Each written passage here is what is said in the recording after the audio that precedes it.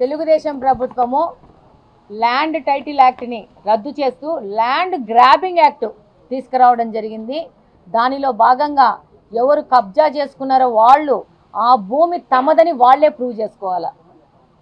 కొత్తగా డాక్యుమెంటేషన్ సృష్టించుకొని ఈ భూమి మాది అని చెప్పేసి ఈ సివిల్ డిస్ప్యూట్లోకి వెళ్తున్న వాళ్ళు ఆ భూమి వాళ్ళదనేసి వాళ్ళే ప్రూవ్ చేసుకునే విధంగా ఇది తీసుకుపోవడం జరుగుతూ ఉంది. ల్యాండ్ గ్రాబింగ్ యాక్ట్ తీసుకురావడం జరుగుతూ ఉంది తెలుగుదేశం ప్రభుత్వం.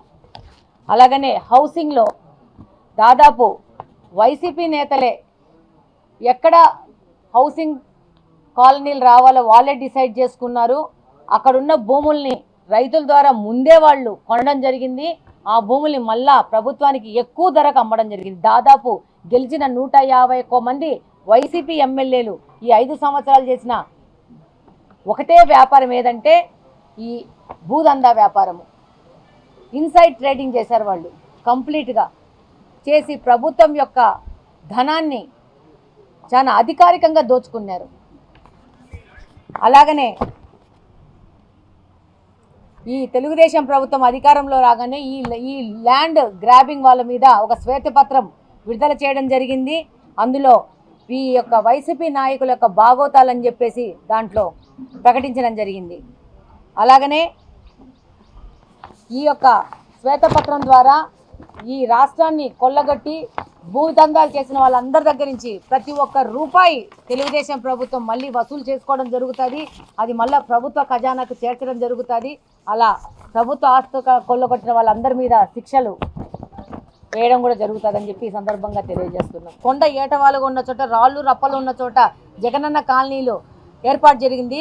దీన్ని కూడా నేను ఇప్పుడు చెప్తా ఉండేది అదే, వీళ్ళు ఇలా పనికిరాని పొరంబోకు భూములందరినీ ఈ యొక్క వైసీపీ నాయకులు తక్కువ ధర కొనుక్కొని వాళ్ళే డిసైడ్ చేసి ఈ జగనన్న కాలనీలు అక్కడ ఇవ్వాలని చెప్పి డిసైడ్ చేసి ఇవ్వడం జరిగింది. వీటి మీద కూడా విచారణ జరపడం జరుగుతుంది. అలాగనే ఎక్కడెక్కడ ఇల్లులు కట్టుకున్నారో అక్కడ మెయిన్ సమస్య ఏమొస్తుందంటే నీళ్ళ సమస్య ఉంది. రోడ్లు లేవు, కరెంట్లు లేవు. వీటికి కరెంటు, నీళ్లు, రోడ్లు ఇచ్చే విధంగా కూడా ముందుకు పోవడం జరుగుతుంది. దాని మీద కూడా కార్పొరేషన్లో డిస్కషన్ జరిగింది కమిషనర్ గారితో. డెఫినెట్గా వాటికి సంబంధించిన తదుపరి చర్యలు కూడా తీసుకోవడం జరుగుతుంది. అంతేకాకుండా టిట్కో ఇల్లులు మన తెలుగుదేశం ప్రభుత్వం చాలా ప్రతిష్టాత్మకంగా కట్టిన టిట్కో ఇళ్లలో కూడా ఇంకా మిగిలిన వర్క్ ఏమైందంటే డ్రైనేజ్ కనెక్షన్స్ ఇవ్వడము, నీళ్ళ కనెక్షన్స్ ఇవ్వడము. దీని మీద కూడా ఇమీడియట్గా యాక్షన్ తీసుకొని ముందుకు వెళ్ళాలని చెప్పి దాని మీద కూడా డిస్కషన్ జరిగింది. కొంచెం గవర్నమెంట్ సెటిల్డ్ అయ్యే టైం ఉంది. అది అవ్వంగానే డెఫినెట్గా నారాయణ గారితో మాట్లాడేసి ఆ యొక్క మిగిలిపోయిన వర్కులు ఫినిష్ చేసి దాని లబ్ధిదారులకు ఎంత త్వరగా వీలైతే అంత త్వరగా పంచాలనే ఆతృత మాలో కూడా ఉంది. అన్ని విషయాలు మాకు సహకరిస్తే ఎంత తొందరగా ఉంటే అంత తొందరగా టిట్కో యొక్క వాళ్ళ ఇళ్ళ లబ్ధిదారులకి ఆ ఇల్లులు ఇచ్చి వాళ్ళకి మేము కూడా ఆ యొక్క సంతోషంలో భాగం కావాలని మేము కూడా కోరుకుంటున్నాం.